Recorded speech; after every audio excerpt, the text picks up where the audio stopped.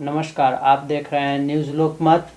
नौतन बैरिया विधानसभा क्षेत्र के खेल मैदान में रालोसपा अध्यक्ष उपेंद्र कुशवाहा आज जनसभा का संबोधन किए। संबोधन के दौरान कई बड़ी बातों को कहा, जिसमें प्रमुख बातें रही कि हमारी सरकार में 4 उप मुख्यमंत्री होंगे।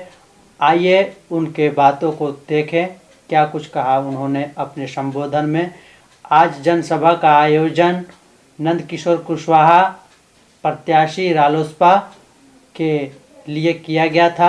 स्थिति बनी हुई है कि बाढ़ से आपका फसल दा गया, आपका गन्ना दा गया, सब्जी दा गया, धान दा गया, फसल क्षति, जबकि सरकारी कानून है फसल क्षति आपको मिला नहीं। साथियों, अगर आपका विधायक किसान की हित की बात करता रहता तो अपने पदाधिकारियों से रिपोर्ट करा करके आपका फसल क्षति का भुगतान कराने का काम करता। आप जानते हैं कि 2013 में जो फसल बीमा का हमने लड़ाई लड़ करके और पूरे चंपारण के किसानों को फसल बीमा दिलवाने का काम किया।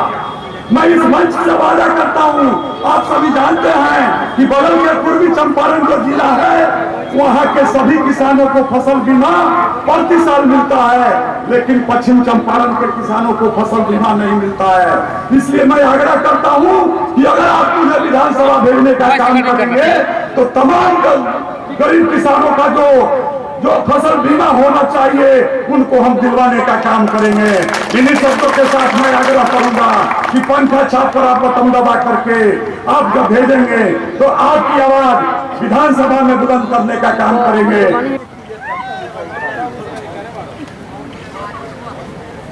इधर आ जाइए। सका जनता दल यूनाइटेड छोड़कर राष्ट्रीय लोक समता पार्टी में शामिल हो रहे हैं। आग्रह यह करने आए हैं कि 15 साल आपने दिया बड़े भाई को, 15 साल दिया मंझले भाई को, तो क्या 5 साल उपेंद्र कुशवाहा छोटा भाई का अधिकार? तकदीर आखिर कभी बदलेगी कि नहीं बदलेगी? गरीब घर के बच्चों की तकदीर तब बदलेगी जब सरकारी स्कूल में अच्छी पढ़ाई है। कोई भी बच्चा जब तक पढ़ेगा लिखेगा नहीं तब तक आगे नहीं बढ़ पाएगा। अब गरीब माँ भी सोचती है, गरीब पिता भी सोचता है कि उसका बाल बच्चा भी आगे बढ़े, डॉक्टर बने, इंजीनियर बने, एसपी बने, कलेक्टर बने, बड़ा इंसान बने। जो पैसे वाले लोग हैं उनके बच्चे तो प्राइवेट स्कूल में पढ़ लेते हैं, उनकी जेब में पैसा है। गरीब घर का बच्चा कहाँ पढ़ेगा? उसी सरकारी स्कूल में, जिस सरकारी स्कूल में आज पढ़ाई लिखाई नाम की कोई चीज नहीं है। मास्टर साहब खिचड़ी पकाने खिलाने के काम में लगे हुए हैं, तो सरकार ने उनको बिल्डिंग का ठेकेदार बना दिया। स्कूल का भवन बनेगा तो मास्टर साहब ठेकेदारी की तकदीर नहीं बदल सकती। हमने देखा है भारत सरकार में रहते हुए इसी विभाग के मंत्री थे, देश भर में किस तरह से स्कूल चलता है। बहनों और भाइयों, जब देश के दूसरे राज्यों में सरकारी स्कूल बेहतर काम कर सकता है, पढ़ाई लिखाई की अच्छी व्यवस्था वहां हो सकती है, तो क्या नौतन, बेतिया और बिहार के दूसरे गांव के सरकारी स्कूल में अच्छी पढ़ाई नहीं हो सकती है? यहाँ भी अच्छी पढ़ाई हो सकती है। अस्पताल में काम करने वाला डॉक्टर वेतन वहां से लेता है, वह भी प्राइवेट में इलाज कराता है। क्यों? बेड पर पेशेंट की जगह नहीं कुत्ते सोते हैं, जो आप लोगों को मालूम है। जेब में पैसा है, गरीब आदमी बीमार पड़े तो कहाँ जाए? उसी सरकारी अस्पताल में जहाँ कुछ भी नहीं है। दिल्ली में हम भारत सरकार में मंत्री थे, बिहार के लोग जाते थे, गरीब आदमी किसी तरह से जमीन बेचकर कर्ज लेकर बीमार पड़े तो मंत्री जी इलाज करा दीजिए। कहाँ इलाज करा दीजिए? दिल्ली के एम्स में इलाज करा दीजिए। भाइयों और बहनों, दिल्ली का सरकारी अस्पताल, एम्स जैसा सरकारी अस्पताल यदि अच्छा हो सकता है तो बिहार का सरकारी अस्पताल अच्छा क्यों नहीं हो सकता? जो नौजवान लोग, मजदूर लोग रोजी रोटी की तलाश में दूसरे प्रदेश में जाते हैं पेट पालने के लिए, 5,000, 4,000, 7,000 की नौकरी, और किसी तरह से वहां जीवन बिताते हैं, मार खाते हैं, असम में, महाराष्ट्र में, गाली सुनते हैं, अपमानित होते हैं बिहार के मजदूर और नौजवान, फिर भी वहां जाते रहते हैं। इसलिए कि अपनी धरती पर कोई रोजी रोटी रोजगार का इंतजाम नहीं है। अगर मुंबई में, महाराष्ट्र में, आंध्रा में लोगों के लिए रोजी रोटी रोजगार का इंतजाम हो सकता है तो बिहार की इस मिट्टी में यहाँ के लोगों के लिए रोजी रोटी रोजगार का इंतजाम नहीं हो सकता है। सब कुछ हो सकता है, करने वाला होना चाहिए।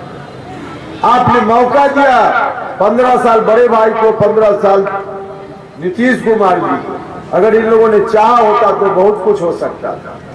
15-30 साल कोई कम समय नहीं होता है।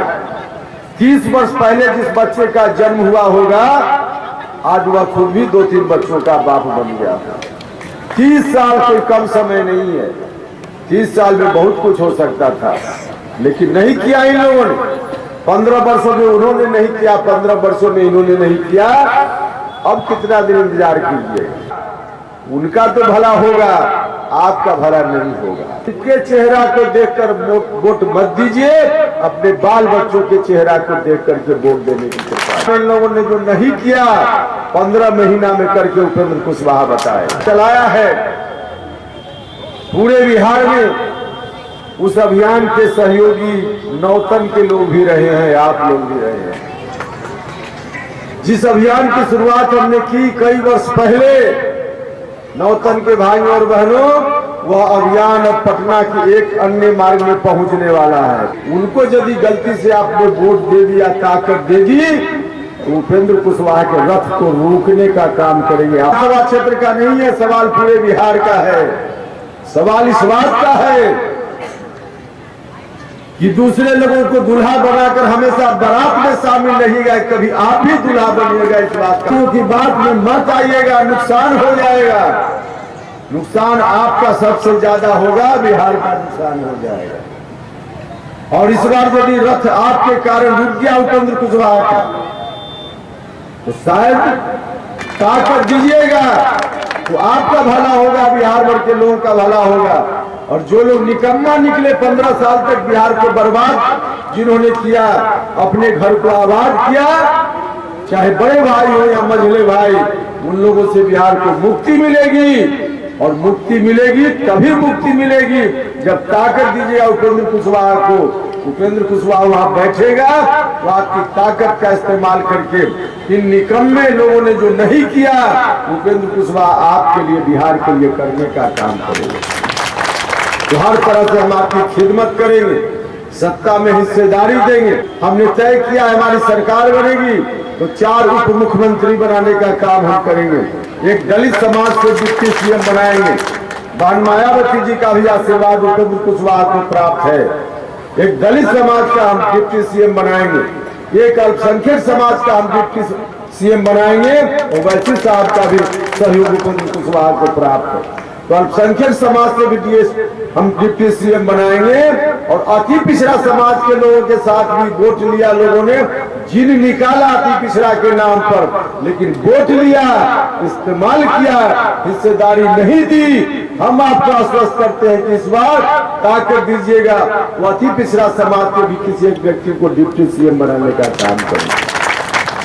जो ऊंची जात के लोग हैं, अग्नि जात के लोग हैं, उसमें भी जो गरीब लोग हैं उनके साथ भी न्याय नहीं हुआ है, तो उस समाज से भी हम एक डिप्टी सीएम बनाएंगे। इस तरह से 4 डिप्टी सीएम, और इन चारों में एक महिला, अनिवार्य रूप से महिला डिप्टी सीएम होगी। इन चारों में से महिलाओं का भी सम्मान हम करेंगे। तो हर तरह से करेंगे।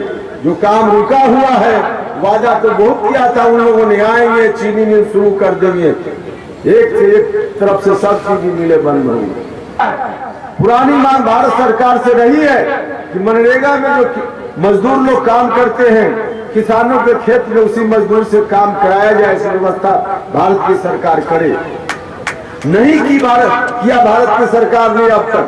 हमने तय किया आज बिहार में हमारी सरकार बनेगी तो मनरेगा की तरह अलग योजना बिहार की सरकार चलाएगी, जिस योजना में किसानों के खेत में मजदूर काम करेंगे और उसका भुगतान, मजदूरी का भुगतान बिहार की सरकार अपने खर्चा से करेगी। किसानों का भी भला, लागत कम लगेगी क्योंकि मजदूरी का पैसा राज्य की सरकार देगी।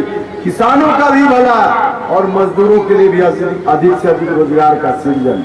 तो हर तरह से नौजवानों के लिए भी, किसानों के लिए, मजदूरों के लिए, समाज के सभी वर्गों के लिए करेंगे। अच्छी शिक्षा, अच्छा स्वास्थ्य और रोजगार का इंतजाम इसी धरती पर करेंगे। इसलिए आइए